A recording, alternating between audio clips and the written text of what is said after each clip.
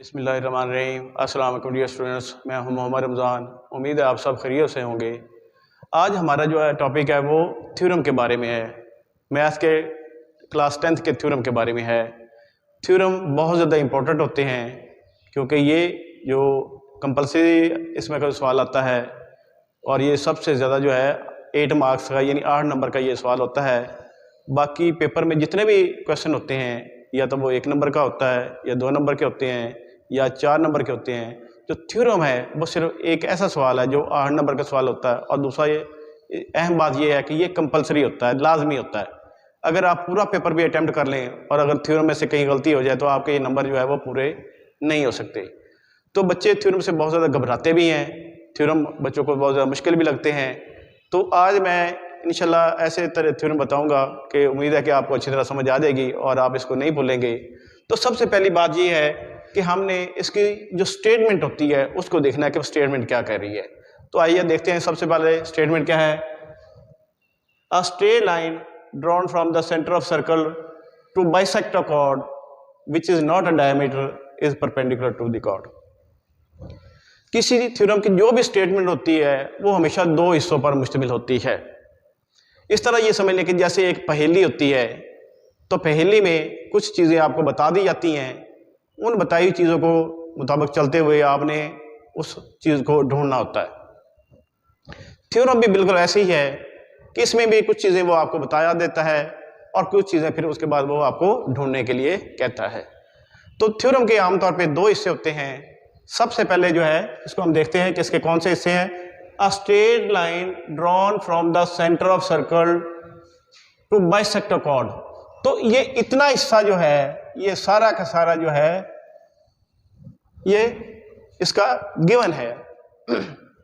Given से ये मुराद है जो चीजें उन्होंने आपको बता दी हैं। तो ये चीजें आपको बता दी गई हैं, इसके मुताबिक फिर हमने क्या करना है, हमने ये मालूम करना है is perpendicular to the chord. तो इस थ्योरम में भी हमारे पास 2 चीजें हैं। एक चीज हमें बताई गई है जिसको हम गिवन कहते हैं और दूसरी चीज जिसको हमने खुद ढूंढना है उसको टू प्रूव कहते हैं। तो सबसे पहले इस स्टेटमेंट को समझना जरूरी होता है। जब आप स्टेटमेंट समझ लेंगे तो उसके मुताबिक हमने फिर उसकी डायग्राम बनानी होती है। तो इस स्टेटमेंट में गिवन में हम देखते हैं कि हमें क्या क्या चीजें की जरूरत है। सबसे पहले हमारे पास स्ट्रेट लाइन कहां से ड्रॉन की गई है, सेंटर से की गई है। किस चीज के बारे में है, सर्कल के बारे में है और बाइसेक्ट कर रहा है और किसको कर रहा है, कॉर्ड को। तो ये हमारे पास ये चीजें गिवन है। इसके मुताबिक सबसे पहले हम इसकी डायग्राम ड्रॉ करेंगे। तो सबसे पहले देखें हमें सर्कल की जरूरत है। तो सबसे पहले हम इसमें से सर्कल को ड्रॉ कर लेंगे। ये हमने सर्कल को ड्रॉ कर लिया और इसका जो यहां पे वो सेंटर है, ये हमने सेंटर भी इसका ले लिया और सेंटर का नाम जो है वो हम लिखेंगे a straight line drawn from the centre of circle to bisect chord. अब हमें कॉर्ड की जरूरत है। अब कॉर्ड क्या चीज होती है। कॉर्ड ये है कि अगर हमारे पास कोई सर्कल है उसके 2 पॉइंट्स को, सर्कमफ्रेंस के 2 पॉइंट को मिलाने वाले लाइन सेगमेंट को हम कॉर्ड कहते हैं। तो इसमें हमारे पास ये वाले जो है ये ए बी जो है ये कॉर्ड होगी। अ straight line drawn from the centre of circle. तो ये एक स्ट्रेट लाइन है जो सेंटर से हम ले रहे हैं और ये क्या करती है, उसको बाइसेक्ट करती है। किस पॉइंट पे, एम पॉइंट। ओ एम जो है ये स्ट्रेट लाइन है। ए बी कॉर्ड पे ये क्या है, इसको 2 इक्वल पार्ट्स में डिवाइड करती है, यानी ये उसको बाइसेक्ट करती है। बाइसेक्ट मीन्स, बाई मीन्स 2 और सेक्ट मीन पार्ट्स। तो 2 इक्वल पार्ट्स में ये जो स्ट्रेट लाइन है वो इसको बाइसेक्ट करती है। यानी एम जो है वो ए बी का जो है मिड पॉइंट है। लेकिन याद रहे कि ए बी जो है ये डायमीटर ना हो, क्योंकि अगर डायमीटर होगा तो ये उसको जो है ये स्ट्रेट लाइन उसको बाइसेक्ट नहीं कर सकेगी। इसलिए ये जो कॉर्ड है ये डायमीटर ना हो। तो इसमें देखिए हमारे कौन कौन सी चीजें इन्वॉल्व है। स्ट्रेट लाइन है, वो स्ट्रेट लाइन हमने ड्रॉ कर ली, वो ओ एम है। सेंटर है, सेंटर का नाम हमने बता दिया ओ है। सर्कल है, सर्कल भी हमने ड्रॉ कर लिया है। आगे टू बाइसेक्ट कॉर्ड, तो कॉर्ड भी हमने ड्रॉ कर लिया है और उसको हमने 2 इक्वल पार्ट्स में भी डिवाइड कर लिया है। तो ये हमारा जो है गिवन है, उसके मुताबिक हमने डायग्राम को बना लिया है। अब जब आपके पास ये स्टेटमेंट होगी तो उसके मुताबिक आप डायग्राम बनाएंगे तो आपसे गलती नहीं होगी। आपने डायग्राम को अच्छी तरह, स्टेटमेंट को अच्छी तरह समझ लेना है, उसके बाद आपने डायग्राम बनानी है। अच्छी तरह समझने के बाद फिर आप डायग्राम बनाएंगे तो आपसे गलती नहीं होगी। अब अगला स्टेप वो क्या कह रहा है कि हमें क्या मालूम करना है, is perpendicular to the chord, यानी ये जो स्ट्रेट लाइन है OM है, ये इस कॉर्ड AB पे परपेंडिकुलर है।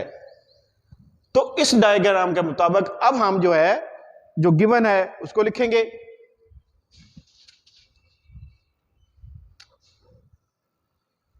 ये गिवन हम लिखेंगे। गिवन क्या है कि M क्या है, इस AB का मिड पॉइंट है। तो यहां पे हम लिखेंगे M is the mid point of any chord. अब कॉर्ड कौन सी है, उसका नाम हमने लिखा हुआ है, वो क्या है, AB है। और ये कॉर्ड किसकी है, of a circle with centre O। यानी हमारे पास एक सर्कल है जिसका सेंटर O है, AB उसमें कॉर्ड है और OM जो है उसको बाइसेक्ट करता है और M उसका मिड पॉइंट है AB का, और सर्कल जो है उसका जो सेंटर है वो हमारे पास O है। साथ यहां पे हम मेंशन कर देंगे, क्योंकि यहां पे लिखा विच इज नॉट डायमीटर, तो यहां भी हम मेंशन कर देंगे। तो यहां पे हम AB को लिखेंगे, AB is not a diameter,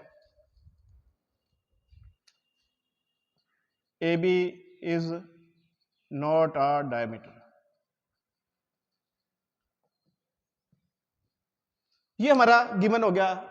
ये जो हमें गिवन दिया गया उसके मुताबिक हमने डायग्राम भी बनाई है और उसके मुताबिक उसका गिवन भी लिख दिया है। जो जो चीजें यहाँ पे हमें गिवन में दी गई थी हमने उनके नाम लिख दिए हैं। ये हमारे पास M जो है मिड पॉइंट है किसका, कॉर्ड का नाम भी हमने बता दिया, वो क्या है, AB है। सर्कल भी ड्रॉ किया, उसके सेंटर का नाम भी बता दिया है, उसका नाम O है। तो ये सारी की जो सारी चीजें गिवन में थी वो यहाँ पे हमने गिवन के तौर पे उनके नाम के साथ लिख दी हैं। आगे हम लिखेंगे टू प्रूव। आप जानते हैं कि सबसे पहले हमारे पास स्टेटमेंट होती है, उसके बाद डायग्राम होती है, उसके बाद गिवन होता है, उसके बाद ट्रू प्रूव की बारी आती है। तो ट्रू प्रूव क्या करते हैं, is perpendicular to the chord. किसकी बात हो रही है, कौन सा परपेंडिकुलर है, इसकी बात हो रही है। स्ट्रेट लाइन, स्ट्रेट लाइन किस पे परपेंडिकुलर है, कॉर्ड पे। तो ये स्ट्रेट लाइन का नाम क्या है, OM है। तो यहाँ पे OM, इसके ऊपर लाइन सेगमेंट का निशान लगाएंगे। ये परपेंडिकुलर का निशान है, तो OM परपेंडिकुलर किस पे, कॉर्ड AB। तो ये द कॉर्ड AB। तो ये हमारा गिवन हो गया। यानी इस स्टेटमेंट के अंदर जो चीजें हमें बताई गई थी वो गिवन थी, वो भी हमने यहां पे लिख ली। जो हमने खुद ढूंढनी है वो भी हमने लिख ली। अब उसके बाद अगला जो स्टेप है इसको कंप्लीट करने के लिए वो क्या करना पड़ेगा, हमें कंस्ट्रक्शन करनी पड़ेगी। कंस्ट्रक्शन क्या चीज होती है कि किसी भी थ्योरम को प्रूव करने के लिए ये जो हमारी डायग्राम है वो नाकाफी है, तो उसमें मैथ के असूलों के मुताबिक इसमें कुछ एडिशन कर सकते हैं, तो उस एडिशन को हम कंस्ट्रक्शन का नाम देते हैं। अब इसमें हमने कंस्ट्रक्शन क्या करनी है कि हमने क्या करना है, O को हमने A से भी मिला देना है और O को B से भी मिला देना है। तो यहां पे हम इसको O को A से मिलाते हैं और O को हम B से भी मिला देते हैं। और इसके साथ हम यहां पे इसका एंगल 1 और 2 लिखते हैं। अब हम इसको लिखेंगे join A and B to O। A और B को हमने A और B को O से मिला दिया। हमारे पास दो ट्रायंगल बन गए हैं, ट्रायंगल OAM और ट्रायंगल OBM। दो ट्रायंगल हमारे पास बन गई हैं और ये हम एंगल का भी यहां पे कंस्ट्रक्शन के में लिखेंगे नाम, where angle 1 and angle 2 are shown in figure.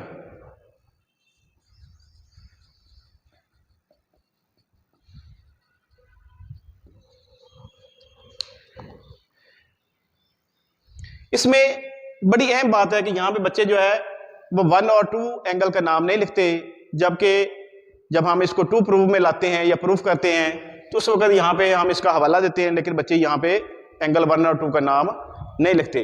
तो मैं इसको जरा दोबारा रिपीट कर रहा हूँ। इस स्टेटमेंट के मुताबिक a straight line drawn from the centre of circle to bisect a chord is perpendicular to the chord. तो हमने उसके मुताबिक जो स्टेटमेंट थी उसके मुताबिक पहले सर्कल ड्रॉ किया, सर्कल ड्रॉ करने के बाद हमने उसका सेंटर लिया, फिर हमने एक कॉर्ड ली जो कि ए बी है। अब स्ट्रेट लाइन जो है वो ओ एम है, वो ए बी को क्या करती है, मिड पॉइंट या उसको बाइसेक्ट करती है, और एम उसका मिड पॉइंट है। तो उसके मुताबिक हमने इसका नाम भी बता दिया, उसका मिड पॉइंट का, कॉर्ड का नाम भी बता दिया, इसके सेंटर का नाम भी बता दिया। हमने प्रूव क्या करना है, ये जो लाइन स्ट्रेट लाइन है ये परपेंडिकुलर कॉर्ड के है, तो हमने कह दिया कि ओ एम जो perpendicular to the chord A B. और इसमें हमने जो कंस्ट्रक्शन की है वो ए को हमने ओ से मिलाया है, बी को भी हमने ओ से मिलाया है, और एंगल 1 और 2 इसके नाम रखे हैं। अब इससे अगला जो स्टेप है वो बहुत ही इंपॉर्टेंट है, जिसको हम प्रूफ कहते हैं। तो अब हम प्रूफ की तरफ चलते हैं सबसे अहम हिस्से की तरफ। वो हिस्सा है प्रूफ। प्रूफ के 2 हिस्से होते हैं, एक तरफ हम स्टेटमेंट्स लिखते हैं, दूसरी तरफ हम उसके रीजन लिखते हैं। तो सबसे पहले हम इसके स्टेटमेंट्स लिखते हैं और उस तरफ रीजंस। अब ये हमारे पास 2 ट्रायंगल बन गए। इसमें जरा गौर करें, इधर ट्रायंगल ओ ए एम और triangle O B M, 2 triangle हमारे पास बन गई हैं। सबसे अहम जो हिस्सा है वो प्रूफ है, और यहाँ पे इस डायग्राम की मदद से हमने इसको प्रूव करना। हमने रट्टा नहीं लगाना।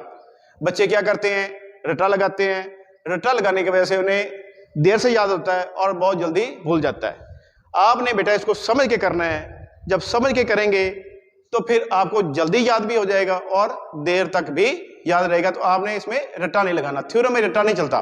तो इसलिए मैंने आपको पूरी स्टेटमेंट बताई थी कि स्टेटमेंट में हमें क्या क्या चीज़ें गिवन है और उसमें क्या चीज़ हमें टू प्रूव करना है, वो सारी बातें यहाँ पे हम डिस्कस कर चुके हैं। उसके बाद हमारे पास ये 2 ट्रायंगल बनती हैं। देखिए जरा, ट्रायंगल ओ ए एम और ट्रायंगल ओ बी एम। तो इनकी कॉरेस्पॉन्डेंस लेनी है, ट्रायंगल ओ ए एम, और ये कॉरेस्पॉन्डेंस का निशान लगाना है, ट्रायंगल ओ बी एम। यहाँ पे कुछ जो मिस्टेक्स जो बच्चे करते हैं पेपर मार्किंग में, हम जब पेपर मार्किंग करते हैं तो हमें पता चलता है कि बच्चे यहाँ पे कॉन्ग्रुएंट का निशान लगा देते हैं कि यहाँ भी वो कॉन्ग्रुएंट का इस तरह का निशान लगा देते हैं। ये तो चीज हमने खुद प्रूव करनी है, तो वो बच्चे यहाँ पे भी निशान लगा देते हैं जो कि गलत है। तो आपने ये वाला काम यहाँ पे नहीं करना। यहाँ पे आपने क्या, कॉरेस्पॉन्डेंस का ये निशान लगाना है। अब हम क्या करेंगे, इनकी जो है दोनों ट्रायंगल के अंदर उनकी जो है कॉरेस्पॉन्डिंग साइड जो है, ये एंगल जो भी हमें चीज की जरूरत है जो मौजूद है उनको हम यहाँ पे इस्तेमाल करेंगे। तो देखें, इधर आए, इसमें सबसे पहले देखें कि ये ओ ए और ओ बी हमारे पास क्या है, ये एक सर्कल के रेडियस होते हैं। तो एक सर्कल के तमाम रेडियस जो होते हैं वो एक जितने होते हैं, उनकी लेंथ एक जितनी होती है, उनको कॉन्ग्रुएंट कहते हैं। तो लिहाजा ओ ए और ओ बी दोनों एक दूसरे के क्या है, कॉन्ग्रुएंट हैं।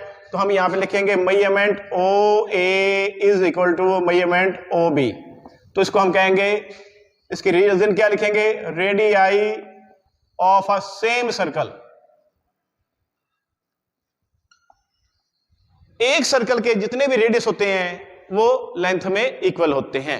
लिहाजा इस डायग्राम के मुताबिक देखें, ओ ए और ओ बी, रट्टा नहीं लगाना, क्योंकि यहां पे अगर बच्चे नाम चेंज कर देंगे और आप वही ओ ए और ओ बी लिखेंगे यहां से उसके मुताबिक, तो वो गलत हो जाएगा। तो जो ये डायग्राम है, डायग्राम के मुताबिक आपने चलना है, रट्टा लगाने की जरूरत नहीं। ओ ए ये आपको नजर आ रहा है, ये उसका रेडियस है, और ओ बी भी उसका रेडियस है, तो दोनों एक दूसरे के हमने इक्वल है। उसके बाद ये वाला देखें जरा, ओ एम जो है वो इस ट्रायंगल में भी ये उतना है, ये इस ट्रायंगल में भी उतना है, तो ये कॉमन है। तो कॉमन जो चीज होती है वो दोनों में बराबर होती है। तो लिहाजा हम क्या लिखेंगे, measurement O M is equal to measurement O M. तो यहां पे इसको हम क्या लिखेंगे, कॉमन लिखेंगे। ये क्यों कॉमन लिखेंगे, क्योंकि ये दोनों ट्रायंगल में एक जितनी चीज है, दोनों में कॉमन है, इसलिए इसको कॉमन लिखेंगे। तीसरी बात, ये इस ट्रायंगल के अंदर इतना हिस्सा और ये ट्रायंगल के अंदर इतना हिस्सा ये भी इक्वल है, क्योंकि यहां पे हम यहां कह चुके हैं कि m is the mid point. जब m मिड पॉइंट है तो उसका मतलब है am और bm भी एक दूसरे के इक्वल हैं। तो यहां पे हम लिखेंगे मेजरमेंट am इक्वल है मेजरमेंट bm। और ये क्या चीज है, ये हमें किस में दिया हुआ है, m मिड पॉइंट कहते हैं, तो ये किस चीज के अंदर है, गिवन के अंदर है। तो यहां पे हम गिवन इसको लिखेंगे। किसी भी दो ट्रायंगल को एक दूसरे के इक्वल या कॉन्ग्रुएंट प्रूव करने के लिए हमें तीन चीजें चाहिए होती हैं, और वो तीन चीजें हमारे पास यहाँ पे दस्तयाब हो गई हैं, वो हमने हासिल कर ली हैं। तो लिहाजा ये दोनों ट्रायंगल, ये ट्रायंगल और ये ट्रायंगल जो है ये कॉन्ग्रुएंट है। ट्रायंगल OAM कॉन्ग्रुएंट है ट्रायंगल OBM। साथ इसका हवाला देंगे कि ये क्यों कॉन्ग्रुएंट है, क्योंकि ये भी साइड है, ये भी साइड है, ये भी साइड है। तो ये हमारे पास साइड साइड साइड पास्टुलेट है। हमारे पास चार तरह के पास्टुलेट हैं, वो मैं यहां पे साथ साथ चले कुछ बताता जाऊं कि साइड साइड साइड कॉन्ग्रुएंट है, साइड साइड साइड।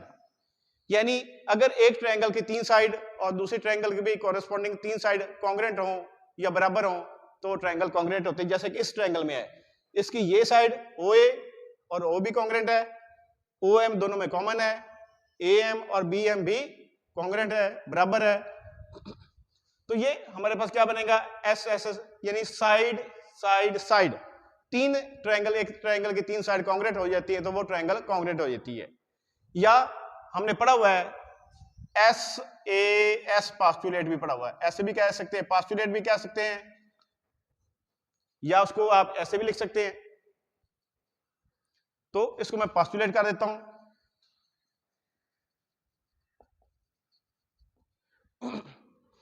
इसमें दो साइड और उनके दरमियान वाला एंगल और दूसरी ट्रायंगल के भी दो साइड और उनके दरमियान वाला एंगल कॉन्ग्रुएंट होगा तो ट्रायंगल कॉन्ग्रुएंट हो जाएंगी। तीसरी बात है ASA पास्टुलेट। इसमें क्या है कि कोई से दो एंगल और एक साइड दूसरी ट्रायंगल के कॉरेस्पॉन्डिंग दोनों एंगल्स और उस साइड के कॉरेस्पॉन्डिंग साइड के बराबर होगी या कॉन्ग्रुएंट होगी तो वो ट्रायंगल कॉन्ग्रुएंट हो जाती हैं। जो चौथी चीज आ जाती है वो हमारे पास है HS पास्टुलेट। HS पास्टुलेट क्या है, हाइपोटेनस और साइड। यानी एक हमारे पास राइट एंगल ट्रायंगल होगी तो उसकी हाइपोटेनस और एक साइड, और दूसरी ट्रायंगल जो है वो भी राइट एंगल होगी तो उसकी भी एक हाइपोटेनस और एक कॉरेस्पॉन्डिंग साइड लेंगे, दोनों कॉन्ग्रुएंट हैं तो वो ट्रायंगल भी कॉन्ग्रुएंट हो जाएंगी। तो ये हमारे पास चार पास्टुलेट है, जिसके अंदर ये पहला पास्टुलेट इसमें इस्तेमाल हो गया है कि इस ट्रायंगल की तीन साइड और इस ट्रायंगल की भी कॉरेस्पॉन्डिंग तीनों साइड इसमें इस्तेमाल हो गई हैं तो ये ट्रायंगल कॉन्ग्रुएंट हो गई है।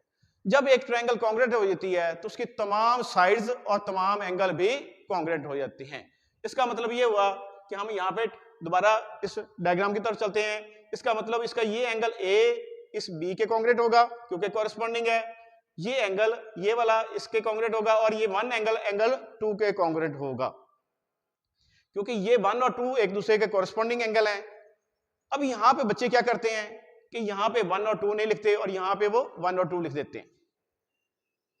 तो ये गलती आपने नहीं करनी, ये 1 और 2 यहाँ पे लिखा है, लिखना लाजमी है। अब जब ये ट्रायंगल कॉन्ग्रुएंट है तो ये एंगल, इस एंगल की हमें जरूरत है, इन एंगल की हमें जरूरत नहीं है, तो हम सिर्फ इन एंगल को लेंगे। तो यहाँ पे हम कहेंगे कि measurement angle 1 is equal to measurement angle 2। तो इसकी हम वजह भी बता देंगे क्यों ऐसे है, क्योंकि ये क्या है, कॉरेस्पॉन्डिंग एंगल्स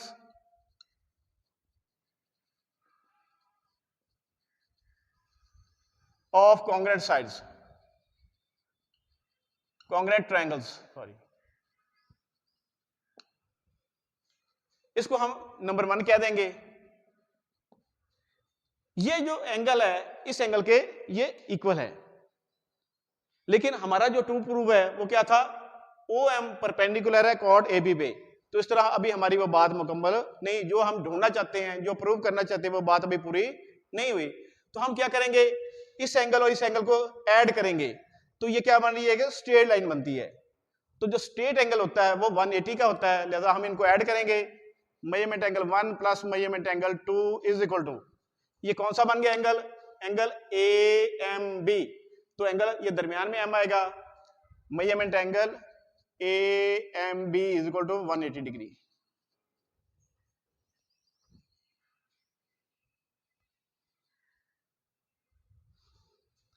और ये हमारे पास सप्लीमेंट्री एडजेसेंट सप्लीमेंट्री एंगल बनते हैं। अब इसको हम नंबर 2 भी कह सकते हैं। अब यहां पे जरा देखें, इन दोनों को ऐड करें तो 180 बनता है, और दोनों क्या एक दूसरे के इक्वल हैं। अगर दो चीजों को ऐड करें तो 180 आता है, और दोनों इक्वल भी हैं, तो दोनों फिर कितनी कितनी हो गई? 90 की हो गई। तो measurement angle 1 is equal measurement angle 2 is equal to 90 degree. तो इसको हम क्या कहेंगे? फ्रॉम 1 and 2, यानी ये 1 और 2 एंगल इक्वल हैं और उनका सम लें तो वो 180 आता है। लिहाजा इसका मतलब हुआ कि दोनों एंगल 90 के हैं। तो इसका मतलब ये एंगल भी 90 का, ये एंगल भी 90 का है। जब ये एंगल 90 के होते हैं तो इसका मतलब है कि ये चीज जो है उसके ऊपर परपेंडिकुलर है। तो इसका मतलब साबित हो गया कि OM जो है वो AB पर परपेंडिकुलर है।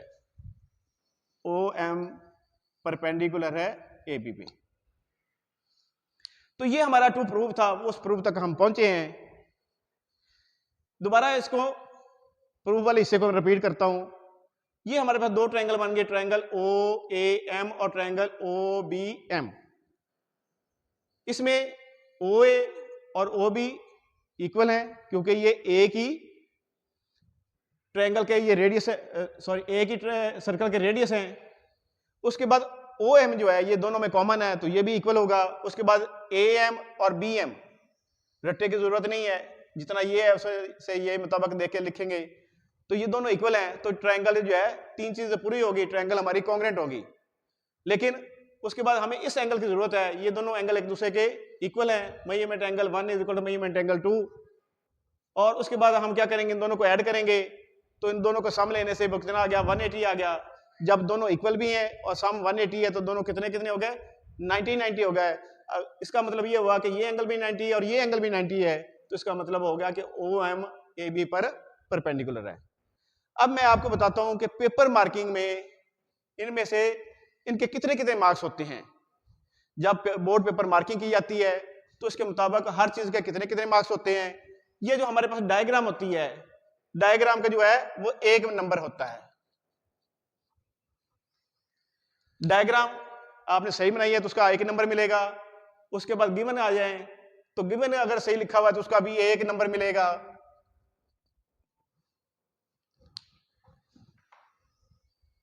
उसके बाद टू प्रूव है तो उसका भी 1 मार्क्स होता है, 1 नंबर होता है। और उसके बाद कंस्ट्रक्शन है तो कंस्ट्रक्शन का भी 1 नंबर होता है।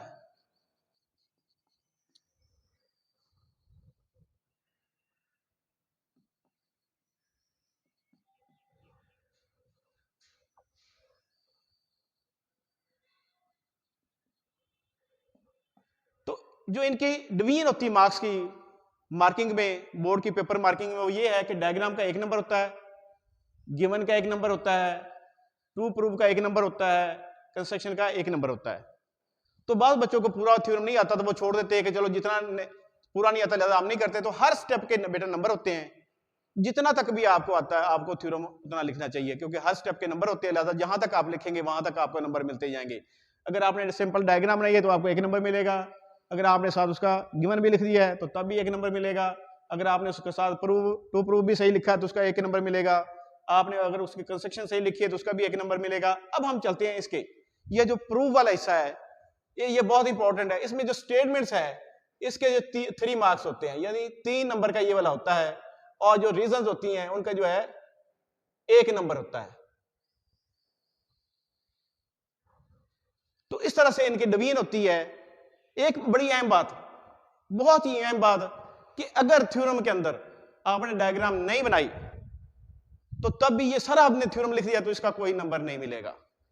और थ्योरम में अगर आपने गलती कर दी है, मसलन यहां पे बी यहां लिख दिया, एम यहां पे लिख दिया है और बाकी सारा आपने इसी के मुताबिक लिखा है, तो वो इसके मुताबिक मैच नहीं करता।